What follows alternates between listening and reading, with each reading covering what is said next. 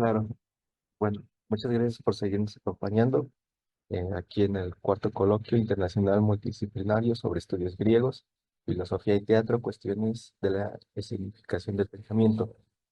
Continuamos con la mesa 4, la cual participarán tres ponentes. Tienen 20 minutos para presentar su tema. La primera ponente será Juana Martínez Martínez. Ella es egresada de la licenciatura en Filosofía por la Benemérita Universidad Autónoma de Puebla y de Lengua y Literaturas Hispánicas por la Universidad Autónoma de México. Su especialidad es en tanatología por la Universidad Pontífica de México y en intervención en procesos de duelo y cuidados paliativos por el Centro de Humanización de la Salud, Tres Cantos de Madrid. Dedicada especialmente a las humanidades médicas, actualmente investiga sobre el concepto de enfermedad en Pascal. En el ámbito filológico se ocupa de la recepción de Cervantes en el teatro español contemporáneo. Ella presentará su tema más allá de la filosofía y el teatro, de cómo lo divino encuentra su lugar en la poética. Adelante, maestra, doctor. Muchas gracias. En primer lugar, gracias a los organizadores y a quienes hacen posible este encuentro virtual. Quiero presentar mi disertación a manera de tesis, antítesis y síntesis. Es en torno al lugar que ocupa la tragedia en el pensamiento ético de Platón y de Aristóteles. Es decir, la pregunta si puede la tragedia, con todo su dramatismo emocional y su representación del sufrimiento humano, ayudarnos a comprender mejor la vida ética. Platón dirá, no, o sea, no hay manera. La poesía imitativa alimenta y riega esas pasiones cuando lo que debería hacer es dejarlas secar. Aristóteles dirá, pero eso no se puede.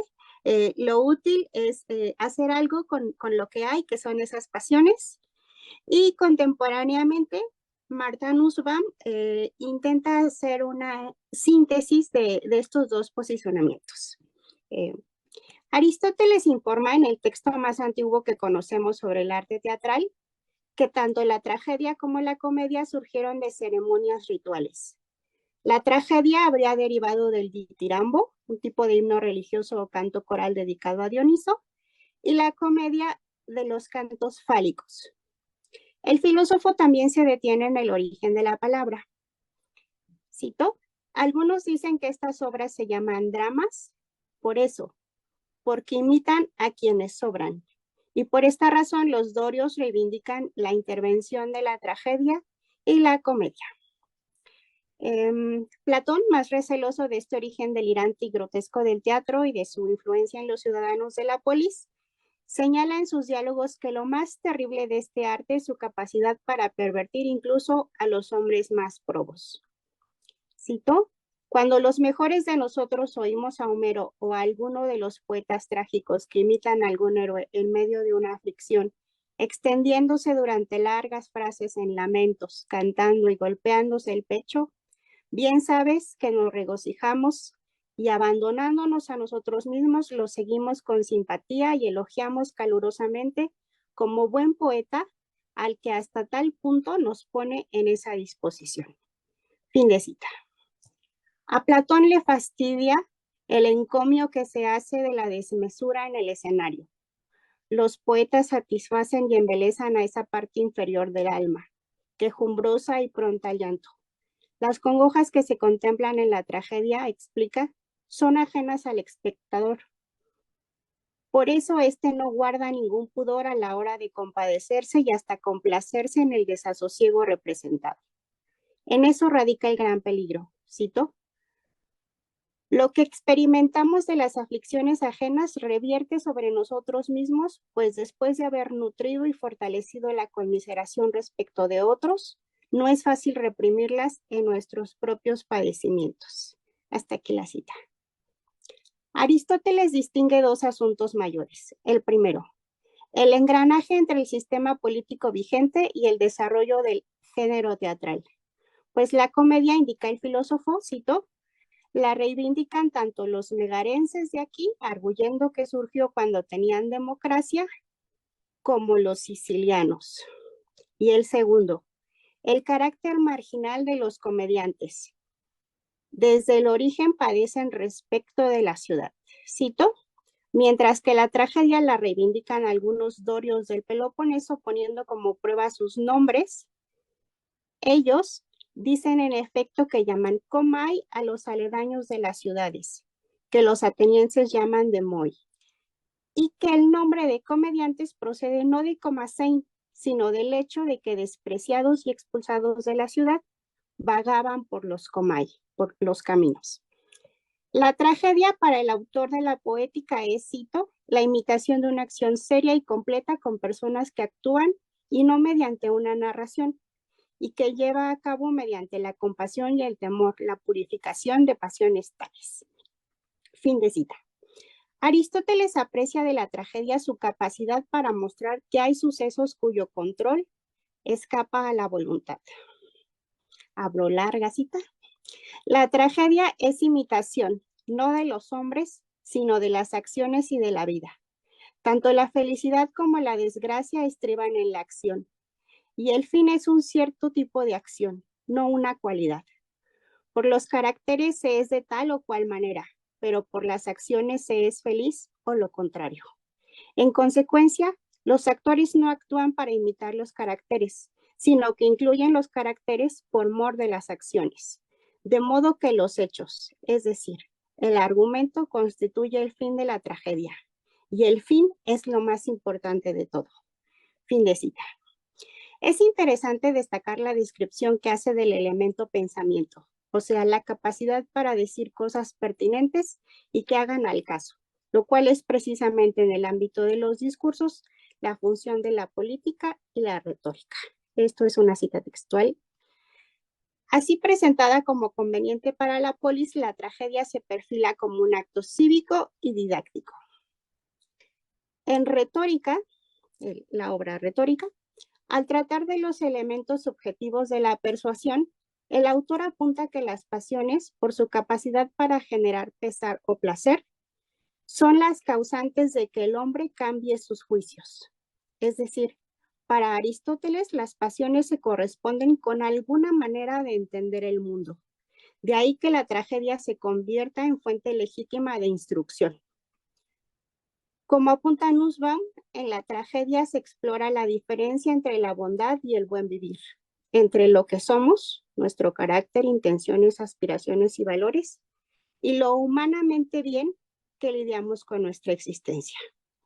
Fin de cita. Además, hay una íntima conexión entre temor y compasión que subraya el talante ético y político de la tragedia.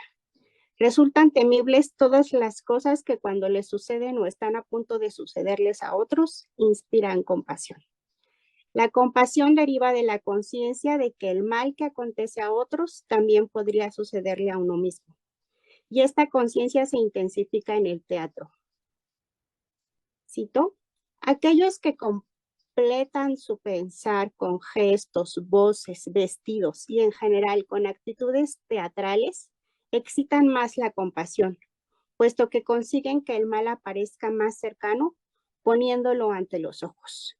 Fin de cita. Los griegos concebieron el teatro como un lugar para mirar.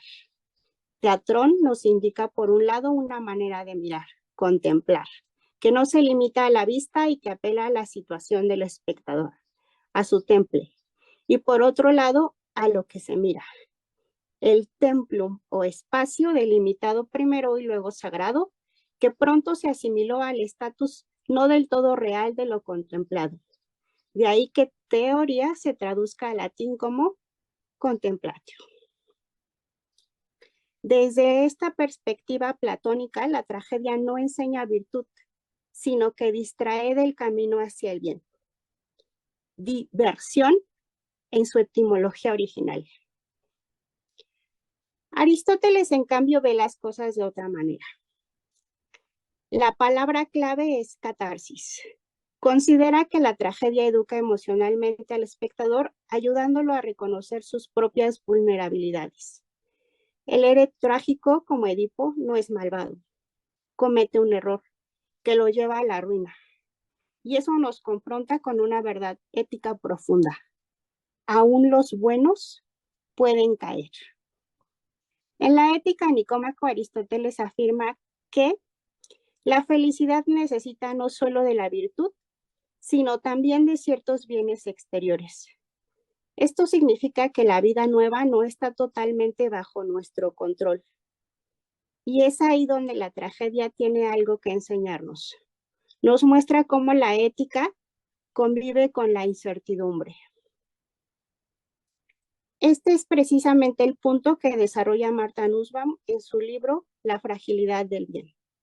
Según ella, tanto los trágicos como Aristóteles nos invitan a pensar que la ética no es un sistema cerrado y perfecto, sino una respuesta a una realidad humana frágil. Cito, Aristóteles acepta la dimensión trágica de la vida ética, la idea de que la vida buena puede ser destruida por fuerzas que escapan a nuestro control. Nussbaum critica la postura platónica por su idealismo excesivo. Propone, en cambio, una ética trágica que acepte que la compasión, el dolor, la pérdida o el amor no son obstáculos morales, sino parte esencial de la vida buena. En esta lectura, la tragedia no debilita la moralidad, sino que la prueba y la profundiza. Platón teme que la tragedia desvía el alma del bien. Aristóteles reconoce que la emoción bien orientada puede fortalecer la virtud. Nussbaum da un paso más. Sostiene que la verdadera ética no puede ser inmune al dolor ni a la pérdida. La tragedia entonces no es solo una forma de arte, es una vía para pensar la moralidad desde la vulnerabilidad, desde lo que no controlamos, desde la pregunta siempre abierta sobre cómo vivir bien, incluso cuando todo tiembla. Muchas gracias. Muchas gracias, licenciada, por su presentación. Muy fructífera. Antes, para pasar a la siguiente ponente, quisiera hacer una precisión y una disculpa porque presenté a la ponente con el tema que no es la licenciada Claudia. Su tema es la filosofía como la educación en el alma en el propético de Aristóteles. Y la siguiente ponente es Claudia eh, Marisa Zaguiar. Ella presentará el tema ética, perdón, Claudia, perdón, las volví a confundir. Pero, Sí, sí, te escucho. sí, Sí, bueno, que es la filosofía como la educación del alma en el protéptico de Aristóteles. así es. Sí, muchas gracias. Y la licenciada Juana, y perdón, ella presentó Ética y Tragedia en Platón y Aristóteles. Ahora sí, más dilatación, daré semblanza de la doctora Claudia. Ella es licenciada y doctora en Filosofía por la Universidad de Buenos Aires, investigadora adjunta del Consejo Nacional de Investigadores Científicas y Técnicas, integrante del Grupo de Estudios Aristotélicos. Su principal área de trabajo es la filosofía antigua. Es docente de la filosofía antigua en la Facultad de Filosofía y Letras UBA y de Introducción del Pensamiento Científico, Ciclo Básico Común UBA, autora de artículos en revistas especializadas en filosofía griega clásica, en su mayoría sobre distintos aspectos de la filosofía aristotélica. Muy bien, adelante, Claudia. Tiene Bueno, la muchas palabra. gracias por la presentación y por el espacio que nos posibilitan con el evento. Entonces paso a leer mi trabajo. El Protráctico es un texto de Aristóteles que se conserva fragmentariamente.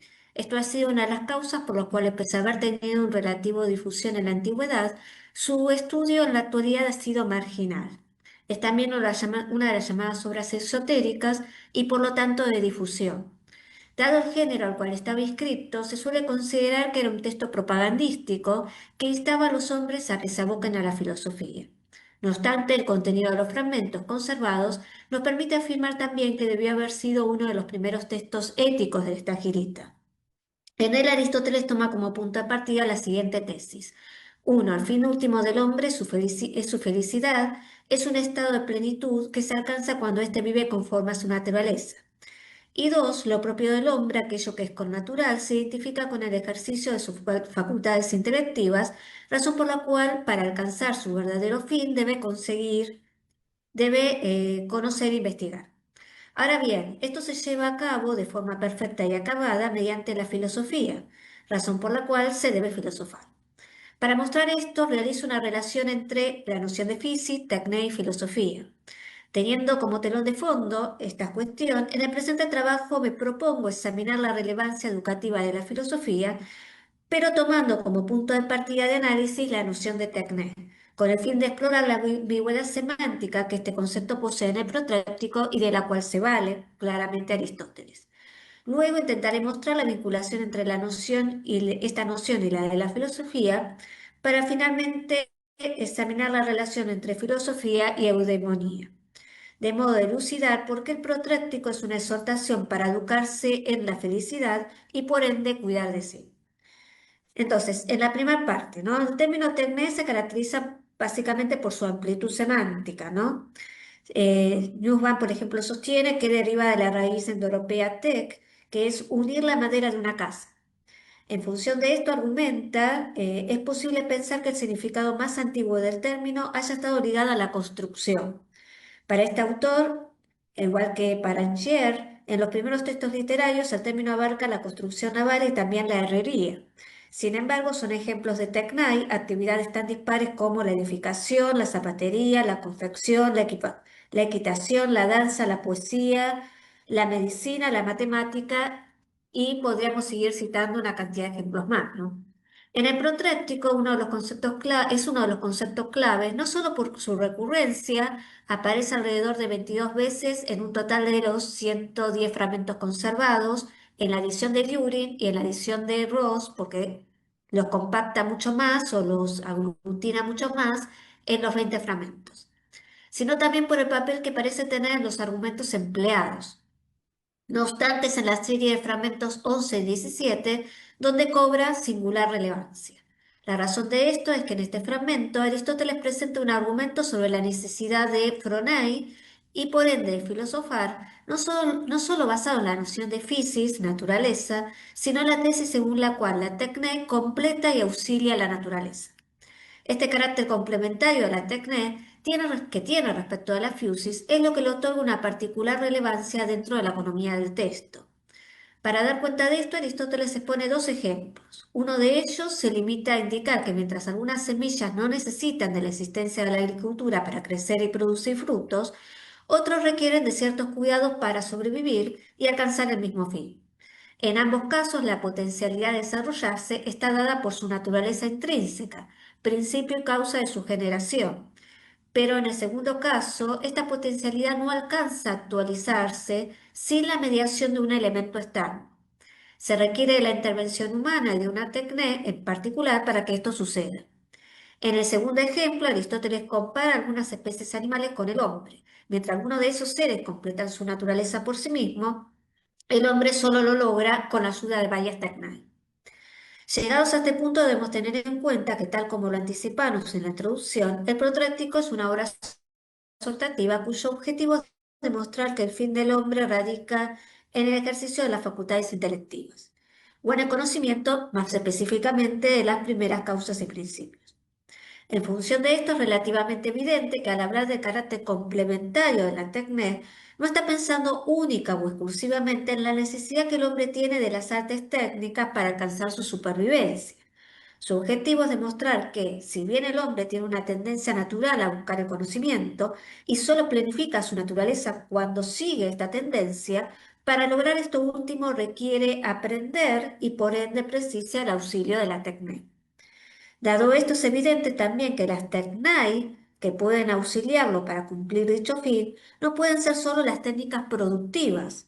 Desde la perspectiva aristotélica, si bien la felicidad humana está relacionada con cierta disposición natural del hombre, su realización no está garantizada simplemente por ella.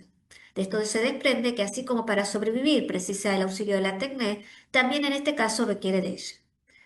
Para atender esto es clave la diferencia entre la noción de potencia y acto que el desarrollo del argumento supone.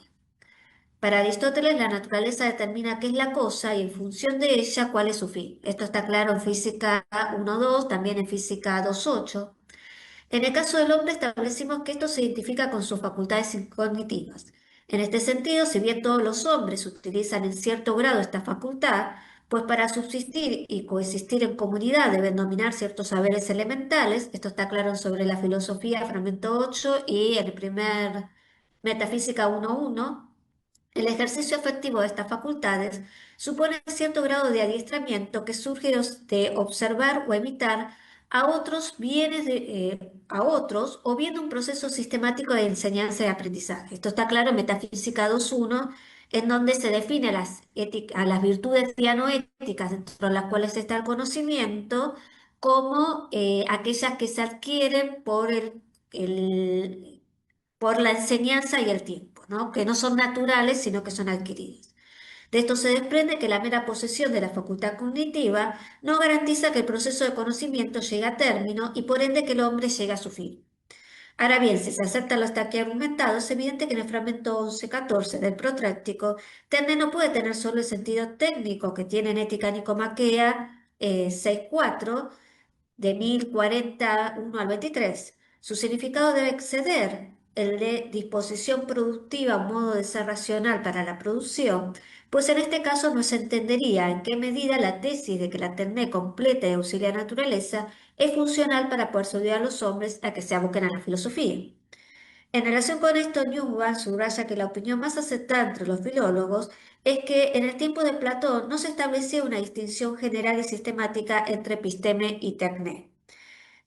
Ayer llama la atención sobre el anacronismo que supone tomar la distinción episteme-internet como si esta fuera equivalente a la contraposición ciencias puras y aplicadas. Para este autor, usar la distinción moderna no refleja el hecho de que en gran parte de los escritos griegos, episteme y tecné se usan indistintamente. Trayendo a colación el trabajo de Glios, Newman sostiene que era común llamar tecné a cualquier saber práctico organizado, a cualquier objeto potencial de epísteta. Incluso en algunos de los escritos aristotélicos más importantes, enfatiza Newman, ambos términos se utilizan indistintamente.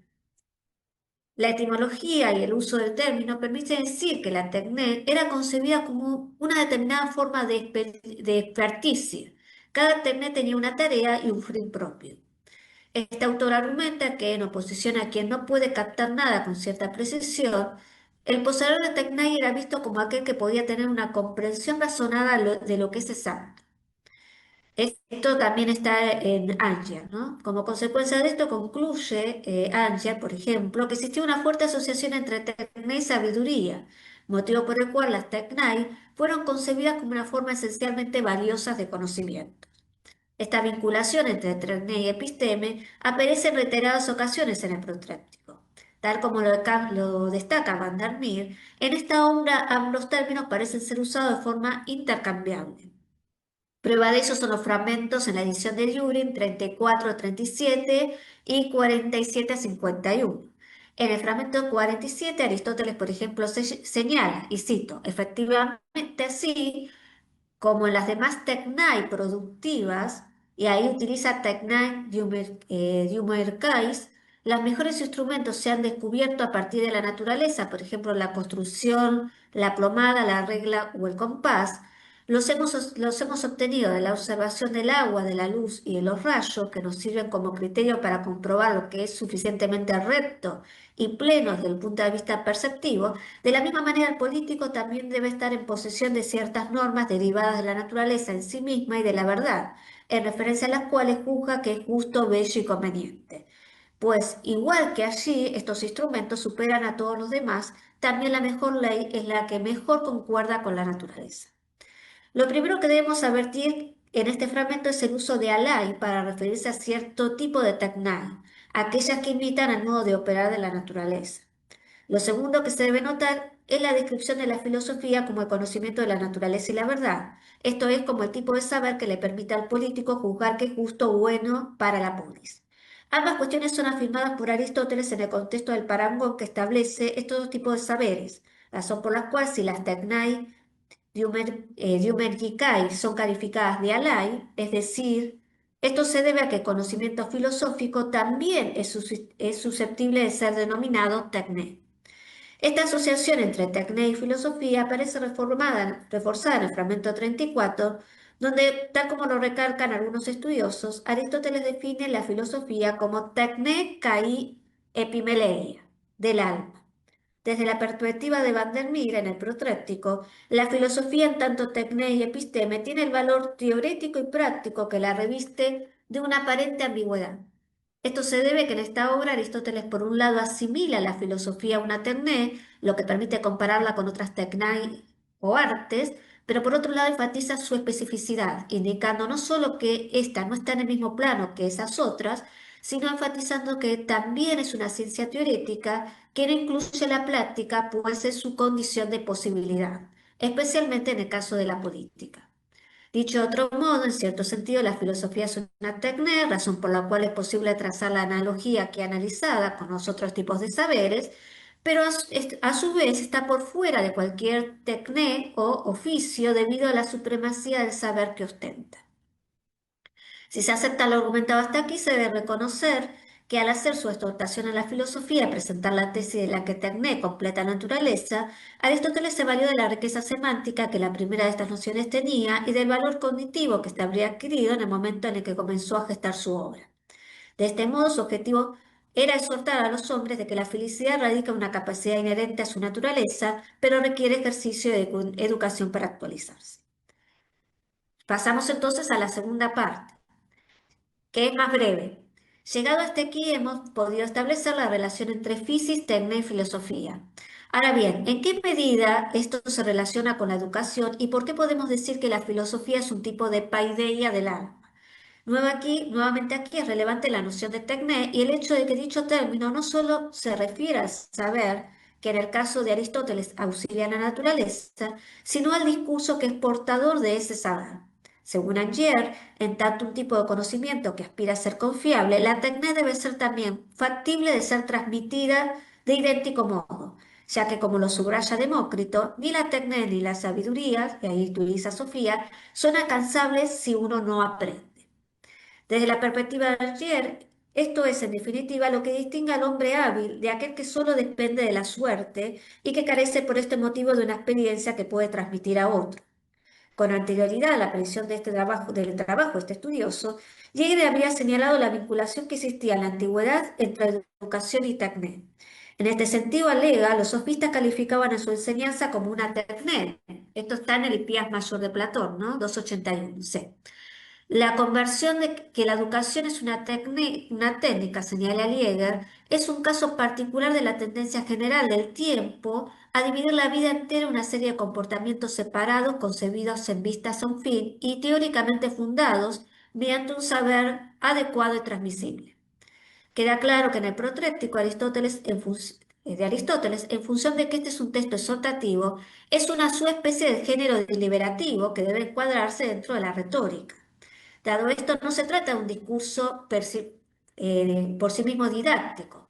Pese a esto, en tanto discurso retórico, no es simplemente una defensa de la filosofía, sino también a un modo particular de concebirla y por ende también un intento de persuadir a los lectores a que adopte una paideia filosófica específica. Entonces, para Aristóteles, y acá lo cito además de esto, igual que en el caso de la riqueza, no es lo mismo la propiedad que permite a los hombres vivir y aquello que le permite una vida feliz, tampoco es lo mismo, según se cree, lo que necesitamos para vivir y para vivir bien.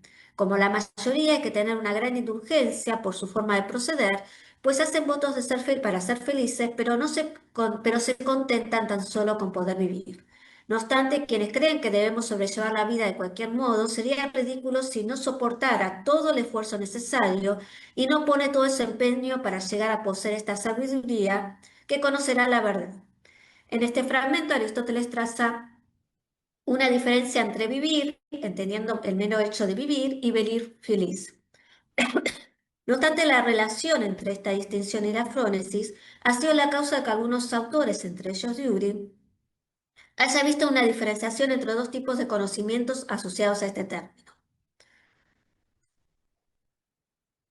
El primero es el de la sabiduría práctica, con el que opera la mayoría de los hombres. El segundo tipo de conocimiento es la sabiduría, entendiendo por ello el conocimiento de la verdad. En el fragmento 8b, transmitido por Jámblico, Aristóteles realiza una distinción parecida, pero con el infinitivo filosofei. En la primera parte del fragmento, Aristóteles utiliza este infinitivo para referirse al conocimiento que tuvieron que adquirir los hombres para lograr una supervivencia, mientras que en el segundo caso lo emplea para referirse al conocimiento matemático, que si bien no es la filosofía primera, es para Aristóteles un saber teorético buscado por sí mismo. Lo relevante a los fines de nuestro trabajo es que desde la perspectiva aristotélica los hombres pueden contentarse con tener la primera clase de conocimiento y simplemente vivir, o perseguir el segundo tipo de saber y alcanzar su meta, ser felices. En este sentido, es enfático al señalar la contradicción en la que incurren aquellos que, pese a conocer esta distinción, optan por la primera opción. Por este motivo, subraya que las personas que son razonables deben filosofar por el mismo goce de placer verdadero, perdón,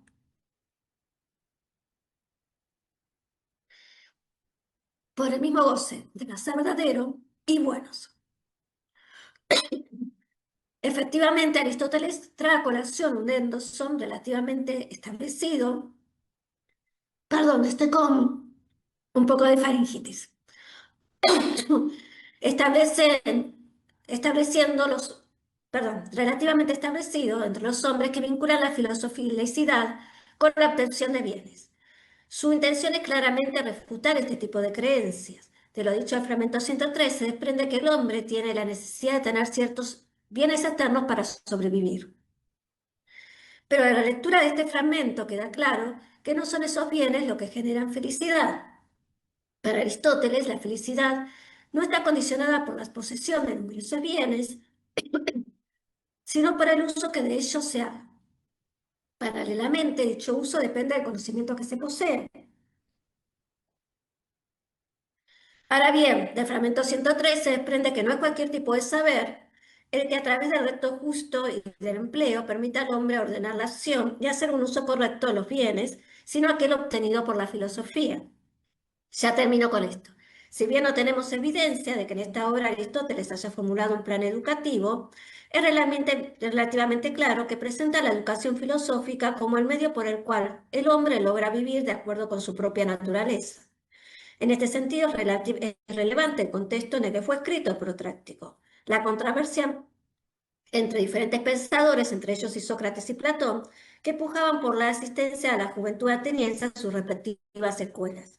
La redacción de un protráctico en este contexto es un indicio de que la intención de Aristóteles no era pronunciarse por un tipo específico de paideia filosófica y asaltar al resto de los hombres a que los persiguiesen. Su objetivo era relativamente claro: demostrar que si bien conocer es lo propio del hombre, no cualquier tipo de conocimiento permite alcanzar el estado de plenitud o completitud de la naturaleza humana.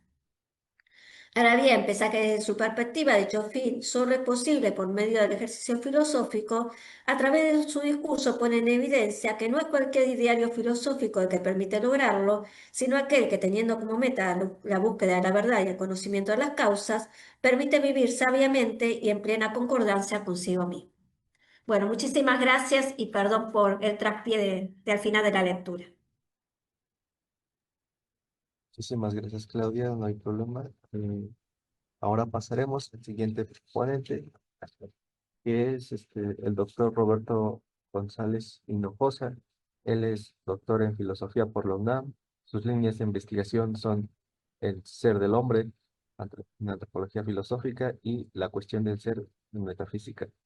Ofrece sus servicios profesionales como profesor en la Facultad de Humanidades de la Universidad Autónoma del Estado de México. Es autor de 15 libros y ha colaborado como coautor en otros títulos. Ha publicado diferentes artículos especializados en revistas nacionales e internacionales.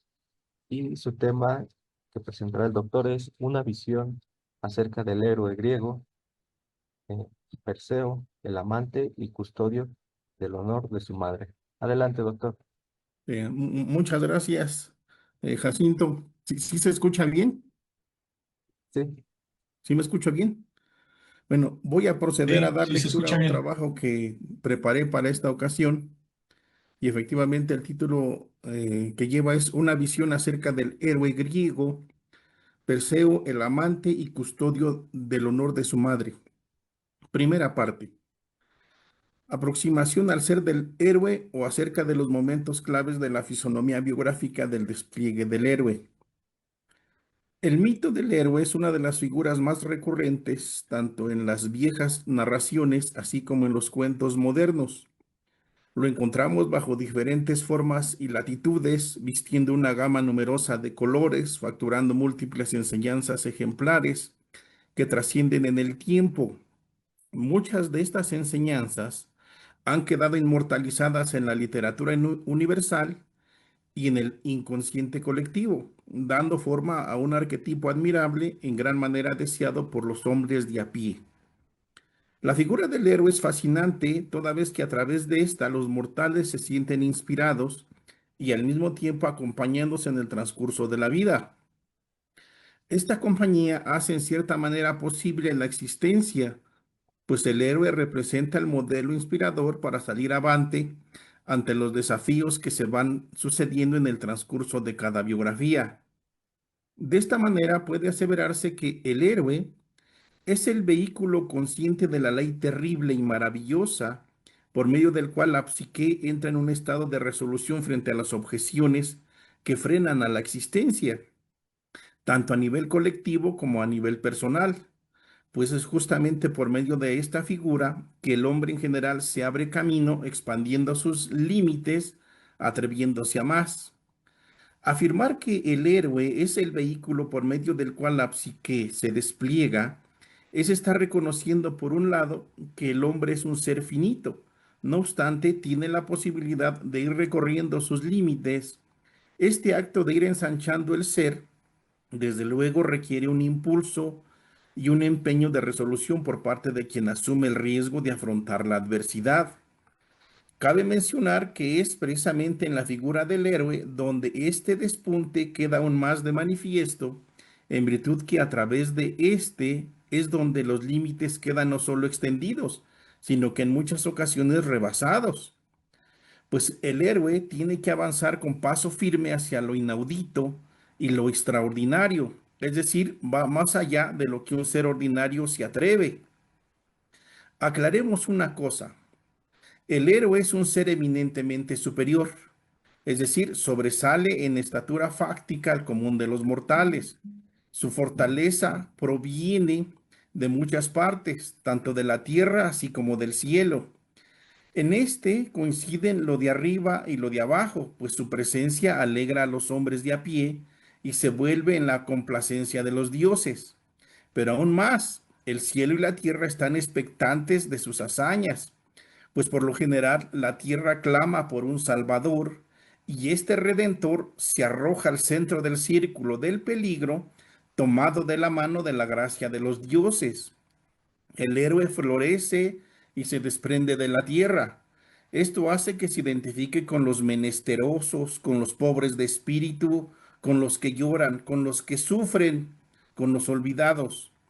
Así, este se enfrenta invariablemente contra el tirano, contra el autoritario, contra el peligro y contra aquello que amenaza a los suyos.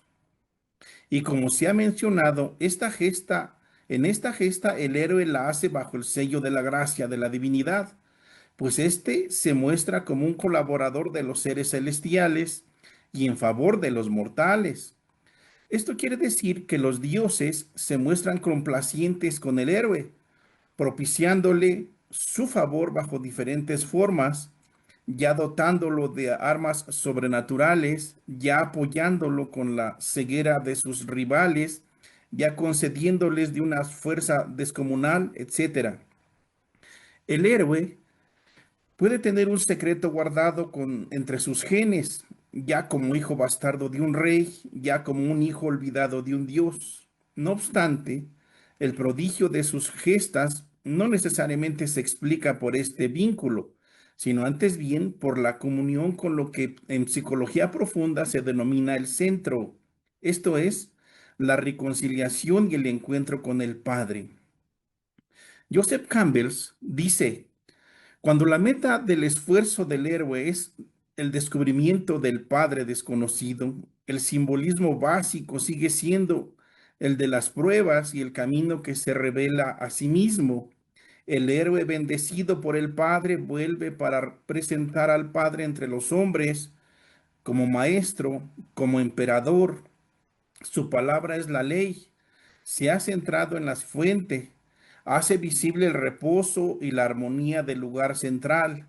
Es un reflejo del eje del mundo, de donde se extienden los círculos concéntricos, la montaña del mundo, el árbol del mundo. Él es perfecto espejo microscópico del macrocosmos. Verlo es percibir el significado de la existencia. De su presencia nacen los dones, su palabra es el viento de la vida. Hasta aquí la cita.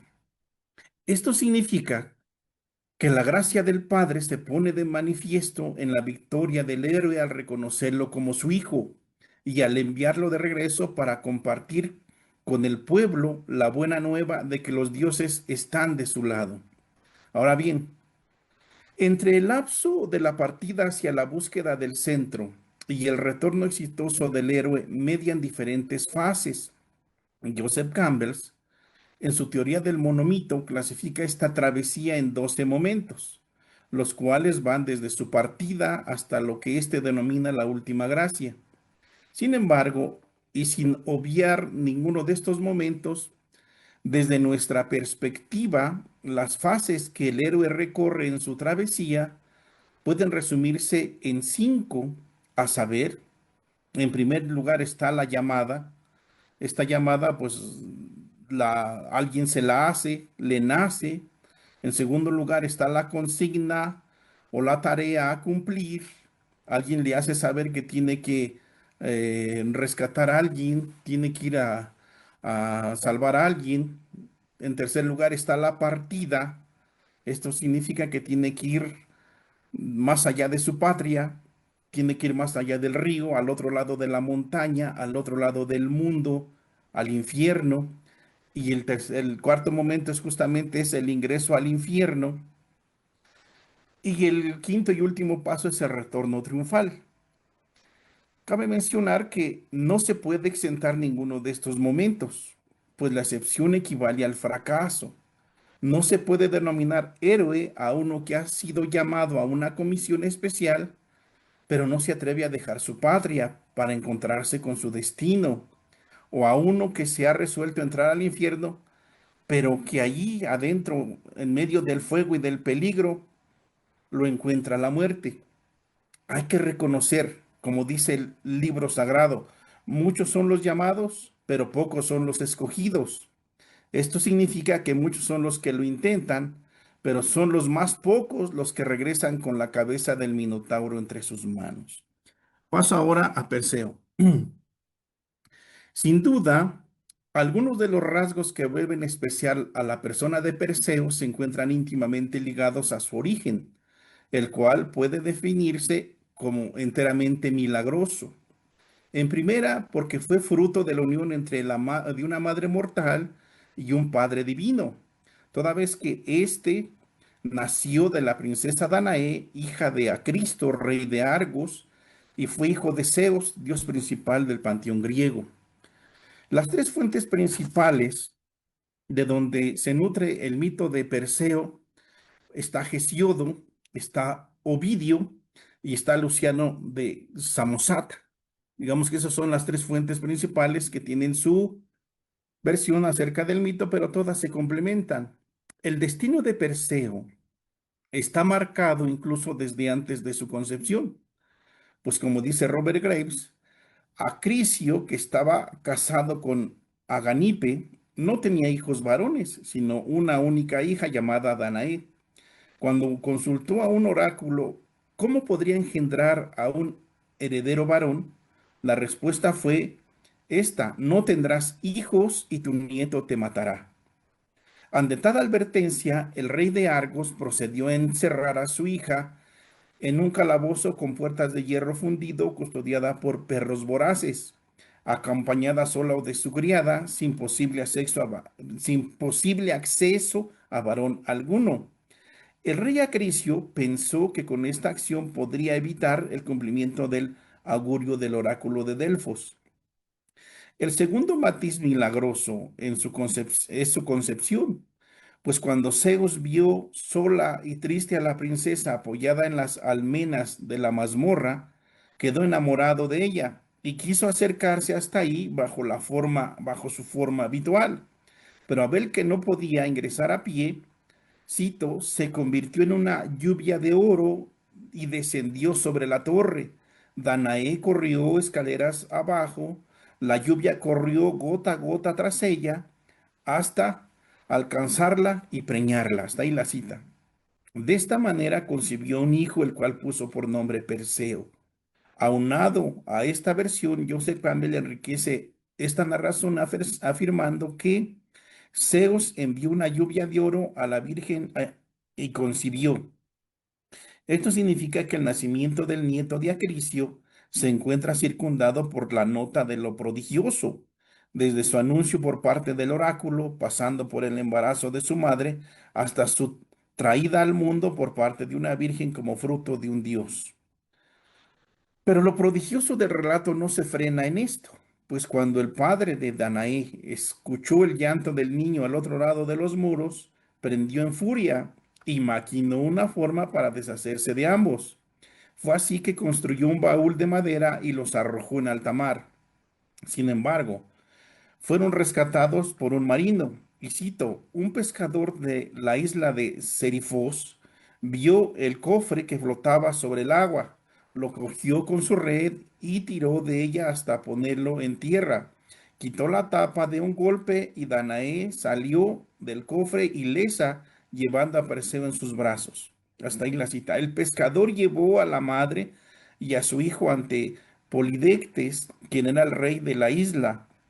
Al momento este rey quedó prendido de la belleza de la princesa y la deseó en su corazón. Perseo creció en Serifos bajo la protección del rey, el cual no dejaba de acosar ni de molestar a Danae su madre. No había día en que el nieto de Acrisiu no desease que terminase este acoso.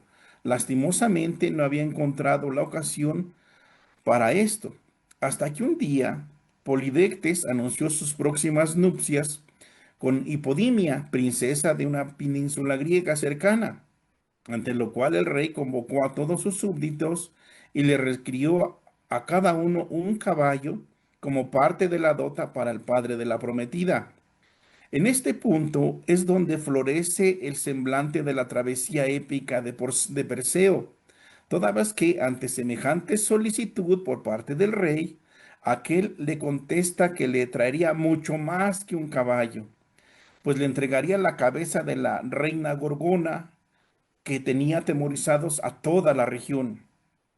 Así, cito, todos optaron por traerle un caballo, excepto Perseo, que llevado de su arrogancia prometió ofrecer al rey la cabeza de la medusa, única de las gorgonas que no poseía el don de la inmortalidad. Se cierra la cita. Ante lo cual el rey asintió con beneplácito, pues pensaba que con esto se desharía de una vez y para siempre de la presencia de Perseo, y que no regresaría de semejante aventura, pues nadie que haya enfrentado a la medusa había salido con vida. En este punto, es menester hacer la siguiente consideración, a saber, el rey de Serifos estaba solicitando algo que cualquier ciudadano de su comarca podría ofrecer sin mayor problema, pero Perseo, de acuerdo con la referencia llevado por su arrogancia, le prometió algo extraordinario e inalcanzable para cualquier común y corriente. Esto es, se estaba comprometiendo a una proeza casi imposible. Ahora bien, ¿qué es lo que movió a Perseo a dar esta respuesta? Consideramos que son dos los factores que motivaron al joven hijo de Zeus a responder así. En primer lugar, el noble amor y respeto hacia su madre, pues deseaba a toda costa fuera respetada y ser colaborador de la custodia de su honor. El rey era el acosador y tenía que comprometerlo a respetar su palabra de que dejaría de molestar a su madre para siempre si le traía la cabeza de la reina Medusa.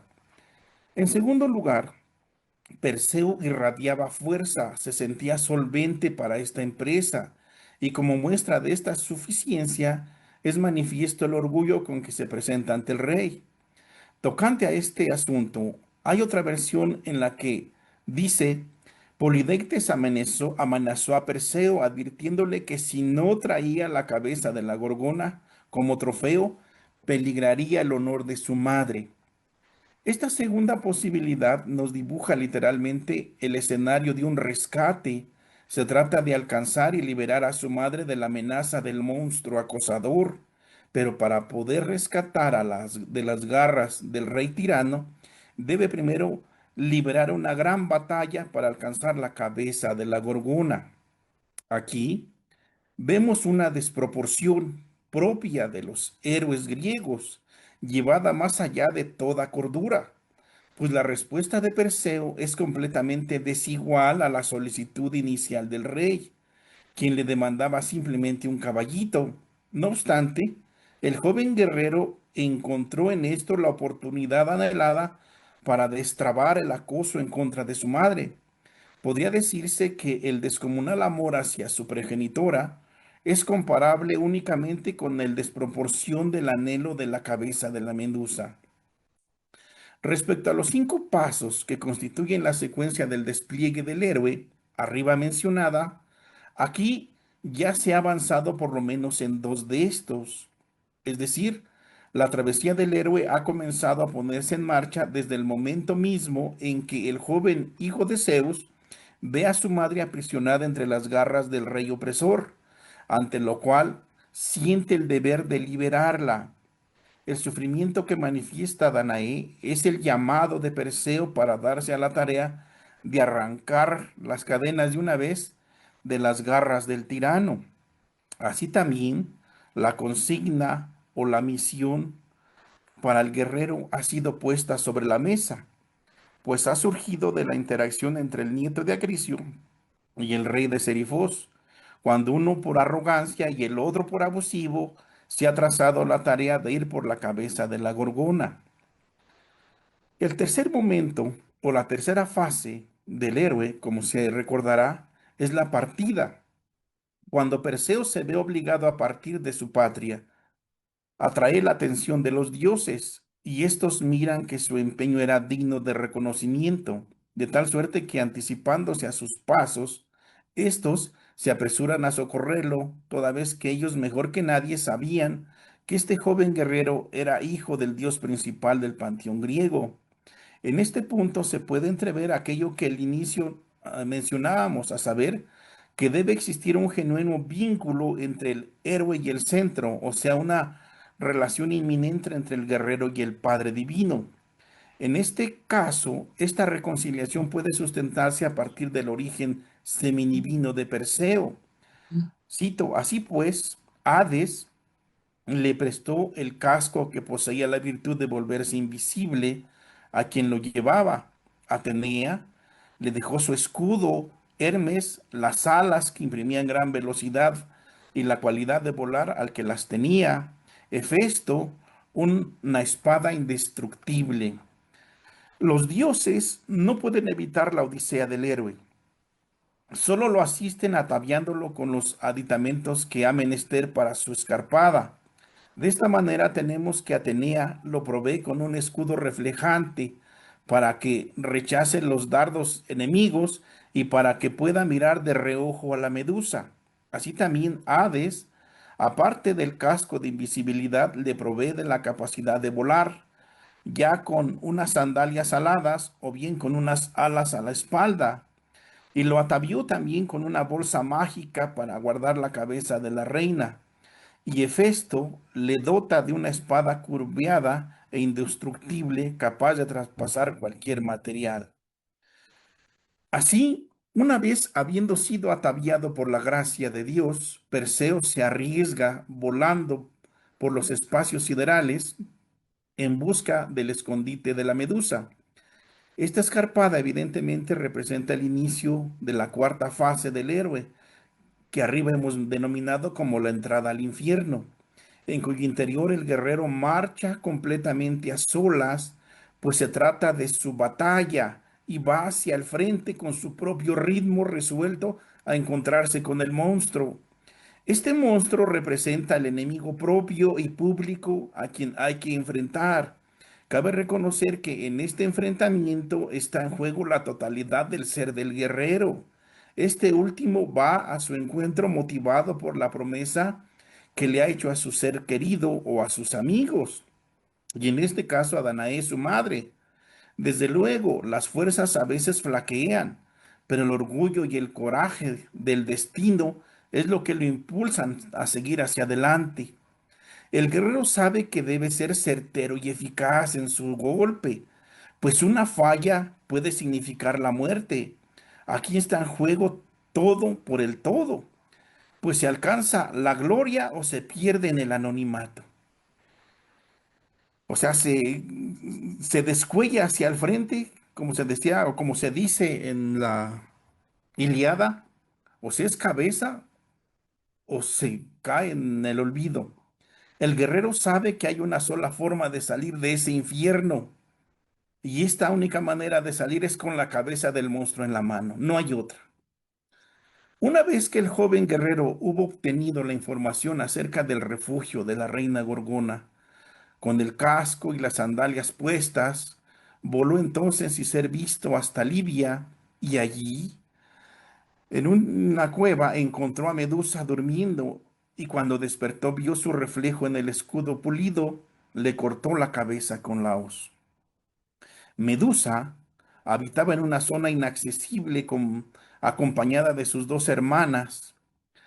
Todas ellas tenían por características la melena de serpientes chillantes, pero solo la medusa tenía el poder de petrificar a toda criatura que le mirara a los ojos. Así, rodeadas de relieves de piedra desgastadas, semejantes a hombres y bestias petrificadas, habitaban en lo recóndito de Libia. De esta manera, y de acuerdo con la narración, cuando Perseo, estando en el seno mismo del infierno, logra arrancarle la cabeza al monstruo amenazante, y después de haberla recogido del suelo para guardar en la bolsa mágica provista por los dioses, al contemplar la escena, las otras dos hermanas inmortales se lanzaron sobre el héroe, pero éste consiguió rehuir la persecución haciéndose invisible con el casco de Hades. Es decir, al salir de semejante prueba sano y salvo, Perseo termina exitosamente su misión, cerrando el círculo, ganando para sí el eminente título de héroe. Este regresa al mundo, pero con una estatura diferente, pues después de haber estado entre los brazos de la muerte, en el centro del infierno, sale por la única obertura posible, a saber, con la cabeza del monstruo entre las manos. Esta experiencia lo vuelve un ser extraordinario.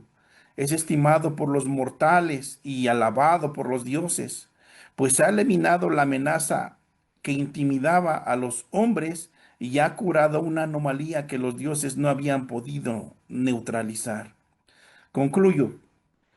Por último, hay que mencionar que los héroes griegos, al igual que los héroes de la Biblia, ganan un lugar en la eternidad, ya sea porque su nombre ha sido escrito en alguna constelación estelar, tal como es el caso de Perseo, quien, junto a su amada Andrómeda, se hizo un lugar en la Vía Láctea, viviendo para siempre entre las estrellas, o bien como lo hicieron Moisés, Enoc, Job y Elías, que nos fueron arrebatados por el Creador para que no conocieran la muerte, o bien tras su deceso subieron hasta el trono de su presencia por el testimonio de su justicia. Bueno, hasta aquí mi participación. Muchas gracias. Muchas gracias, doctor. Bueno, ahora sí pasaremos a la ronda de preguntas y respuestas y también comentarios. Si algún participante de la sala quiere hacer uso de la palabra o si hay preguntas en la transmisión de Facebook, las pueden hacer llegar.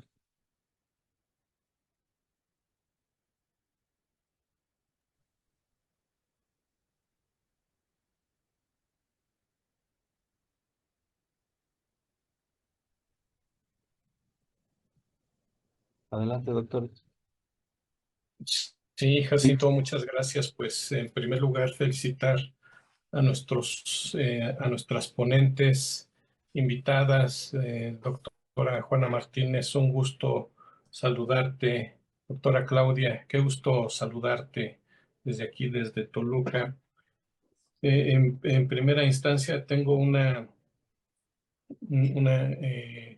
petición para la doctora Claudia, si pudiera ampliar un poco más esta concepción que se tiene y contra la cual Aristóteles lucha bastante, por qué la filosofía pasa a ser algo inútil, una práctica bastante falta de valor, falta de practicidad.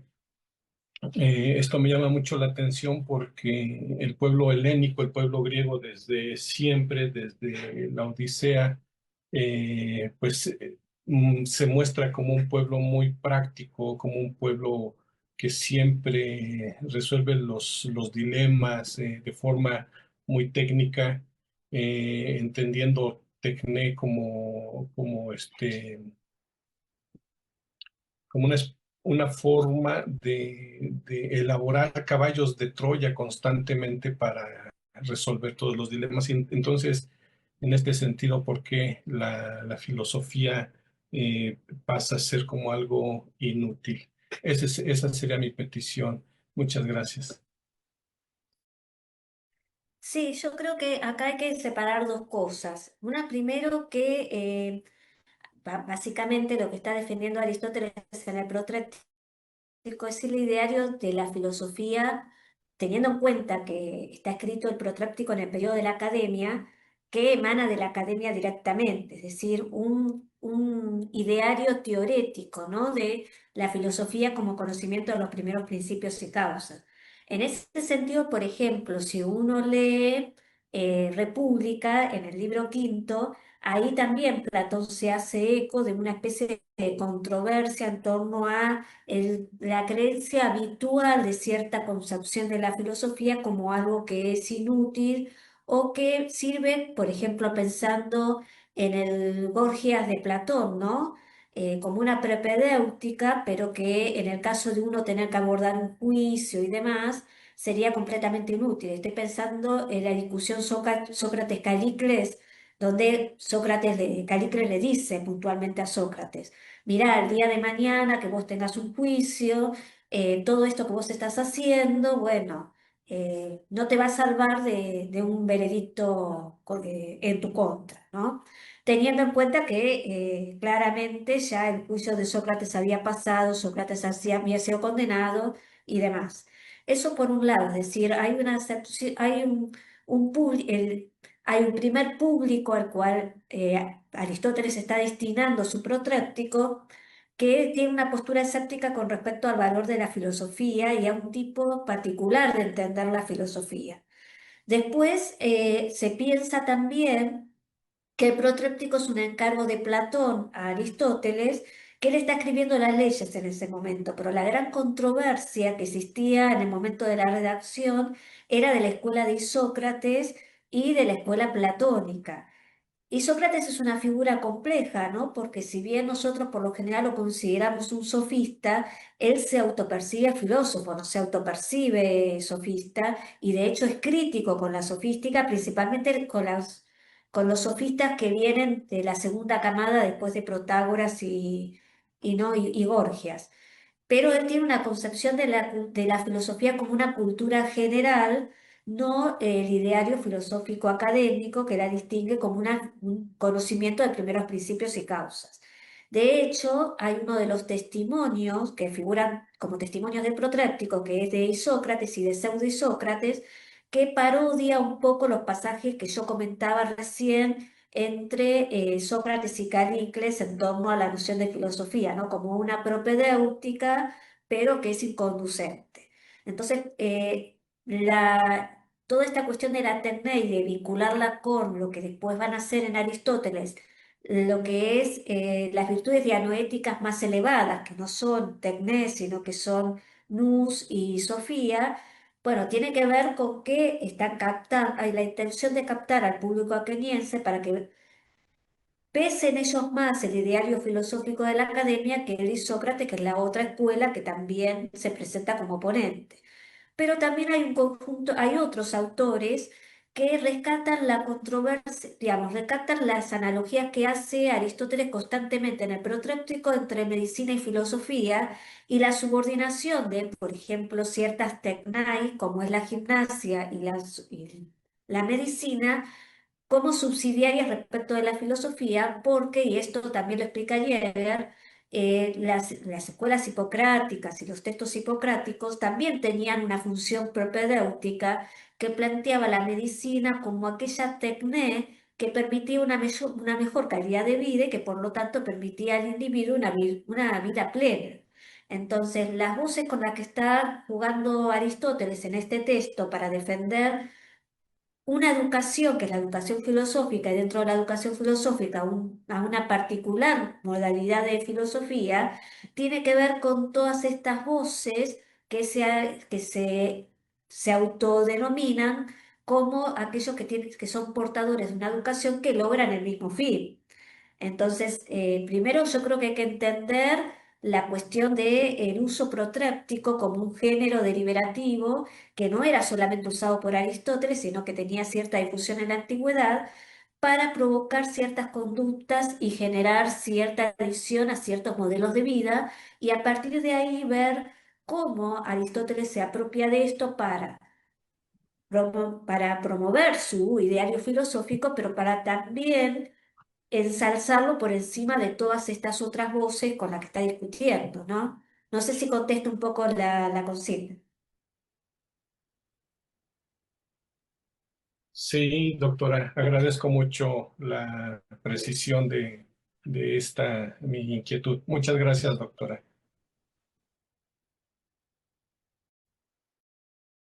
Me parece que también el doctor Oscar quiere hacer una Sí, presentación. Adelante. gracias, David.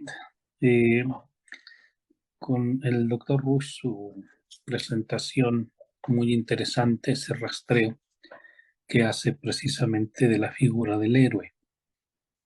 Yo quisiera un poco que nos ampliara sobre, no tanto sobre el papel positivo, porque de hecho fue lo que expuso, sino el papel negativo, el hecho de que una cultura, una civilización, se base en la condición heroica de ciertos personajes.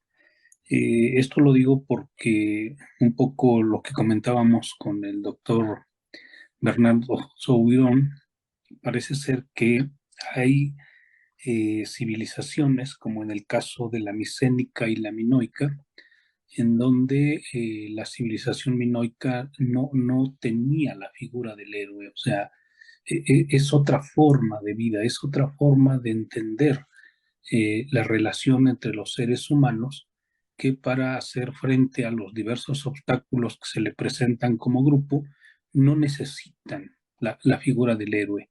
Es un trabajo más colectivo. Con la civilización micénica, perdón, sucede lo contrario, es siempre el héroe, o sea, es Aquiles, es Héctor, o sea, y todos los personajes, ¿no? Ulises. Entonces, pero también hay un papel negativo del héroe, o sea, inevitablemente el héroe Aquiles es, por un lado, una figura importantísima para que venzan los griegos a los troyanos, pero es un héroe que se mancha de sangre, es un héroe que en el momento de llevar a cabo la misión inevitablemente conlleva la destrucción de una ciudad, de una civilización, no sé, de muchos aspectos. Entonces, no sé si pudieses profundizar un poco sobre esa parte, Roberto. Sí, claro. De acuerdo con bueno, con la inquietud que estás mencionando, como que me asaltan dos posibilidades, ¿no? De respuestas, porque efectivamente ahorita que hablábamos y de acuerdo también con la exposición del doctor Bernardo, se me ocurrían dos cosas que, bueno, primer punto, como lo dije al principio, Y como lo dice, bueno, yo parto pues de mis influencias y las declaro y las confieso abiertamente. Es Carl Gustav Jung, es Joseph Campbell y Mircea Eliade. La figura del héroe cumple una función del inconsciente colectivo. Es el vehículo a través del cual la psique busca pues el despliegue. Y generalmente, como tú bien lo mencionas, esas figuras como Aquiles, pues tienen un sesgo eminentemente solar, eminentemente viril, ¿no? Y aquí pues entra la primera posibilidad que yo aquí estaba entreviendo. ¿Por qué? Porque hay un juego y hay un contraste entre el padre, pero también está la madre. El padre tiende hacia arriba y la madre jala hacia abajo. Eh, no toqué o no amplié el asunto de la medusa, porque el trabajo que leí pues, es el extracto de un trabajo todavía más amplio, pero viene bien a cuenta a lo que tú estás mencionando. La medusa, de acuerdo con las mitologías, vamos a decirlo así, era un dios casi siniestro, que efectivamente aceptaba ofrendas de sacrificio de cerdos y sacrificios de humanos, ¿no? Sacrificios de ambos. Pero curiosamente, el sacrificio que le ofrecían no era tanto para recibir lo que tú dices, su bendición o su protección, sino más bien es algo bien curioso y eso es lo que me imagino que tú estás queriendo también acá mencionar, al menos por una parte. Ahorita vamos a la otra parte. Le hacían el sacrificio, pero con el propósito de que se fuera, ¿ves? O sea, con el propósito de que ya no estuviera aquí que ya no se acercara a las aldeas, sino más bien de que se retirara. ¿Por qué? Porque cada vez que venía, pues generaba un desorden, un desorden cósmico y que los dioses no podían hacer nada. O sea, los otros dioses no podían impedir que petrificara o que dañara o que hiriera o que hiciera su desbarajuste, ¿no? Ahí cuando se acercaba. Y por eso aquí viene pues lo peculiar de este Perseo y por eso lo alaban, porque él asume un trabajo y que acaba con ese peligro que amenazaba pues a la misma naturaleza, a la región y al mismo panteón griego. Entonces, ahí vemos esta otra posibilidad. Siempre fíjate que al lado del héroe va a existir como correlato la destrucción, ya como objeto como cáncer de ser quitado, o bien como vamos a decirlo, como una reacción o como un factor colateral que va a provocar el mismo héroe. El mismo nombre de Perseo significa el destructor, de tal manera que para construir primero tiene que destruir y tiene que, pues borrón y cuenta nueva para poder levantar sobre ellos, sobre esas ruinas pues su ciudad, ¿no? La ciudad que él después Micenas, se levanta sobre la espada sangrante de Perseo. Entonces, tiene estas dos, por supuesto que existen estas dos facetas alrededor de esta figura. Y sí, generalmente pues se le ha dado atención al pues al que descuella, al que sale triunfante, pero poco se ha meditado, pues como lo decía también Bernardo, dice, pues nadie se acuerda del que queda en el anonimato, del que queda en segundo lugar, del que queda en tercer lugar, o sea, de lo que quedó atrás, de los derrotados, pues nadie se acuerda. Solamente renace y trasciende ahora sí en la historia y en la literatura, pues el que trae en sus manos la cabeza de la medusa, ¿o no? La cabeza del minotauro, y ese es el que, al que se le rinde homenaje, y esa es la historia contada por los historiadores de bronce. Pero sí, efectivamente, hay todo un trasfondo doloroso, sufriente, de pérdida detrás de todo ello. Y sobre esto, pues, se puede todavía seguir meditando más. Muchas gracias, doctor Vale, José. gracias. ¿Hay una pregunta en el chat, Josué? O... Mm, Sí, bueno, hay una pregunta por parte de Alan. Pregunta para el doctor Roberto: ¿hasta qué punto la aventura heroica reafirma y resignifica la cosmogonía sostenida por un valor céntrico en un sistema de creencias mítico? En el caso de que las hazañas heroicas instauran al que completó el ciclo en un orden divino, ¿cómo estas fórmulas hacen aspirar a los que abrazan a alcanzar también un estatus de inmortalidad, al querer imitar los hechos históricos? Pues ya lo respondió. O sea, el héroe, sobre todo el héroe mítico, el héroe bíblico, que parte del extracto que yo traje, voy a tomar un minuto porque ya estamos sobre el tiempo, pues efectivamente cumplen esa función y como decíamos hace un momentito, el héroe cuando regresa de su reunión o de su reconciliación con el Padre, transmite la figura del Padre, se los hace saber. Dice, yo y el Padre somos uno, o bien como profeta, o bien como gobierno, y de esa manera como que se restaura el enojo el enojo de los dioses, y al haber perdón, pues se instaura la paz, se reconcilian unos con los otros.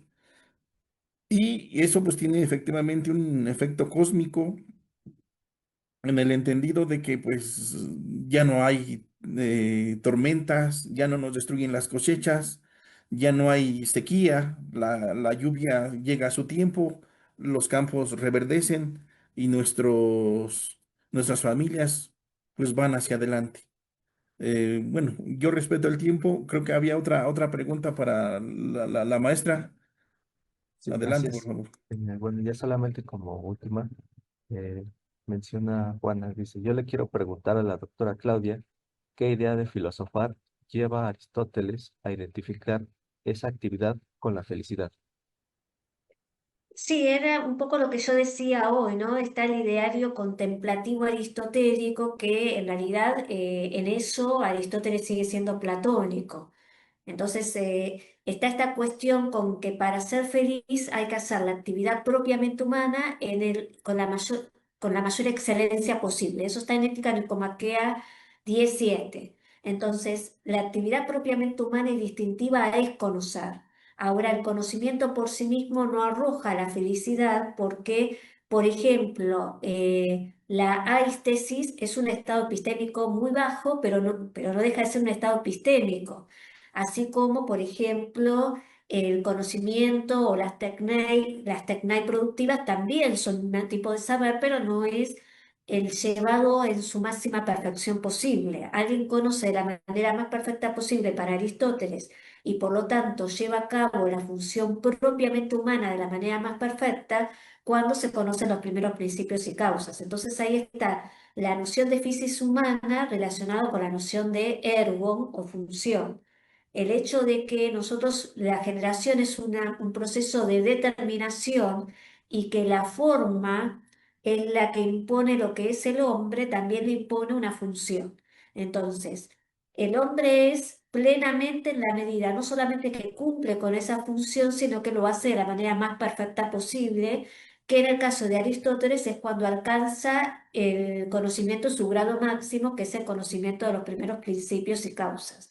Entonces, de ahí que la felicidad esté relacionada con eso, porque la felicidad es un estado, es una disposición del alma en Aristóteles y no simplemente un estado o simplemente alcanzar un bien. Entonces, lo que hace plenamente feliz al hombre es el conocer de la manera más perfecta posible, que es una función, y en esto también es interesante, no es propiamente tener un conocimiento. Muchas gracias. Bueno, solamente había una última intervención. igual se puede responder de manera muy breve.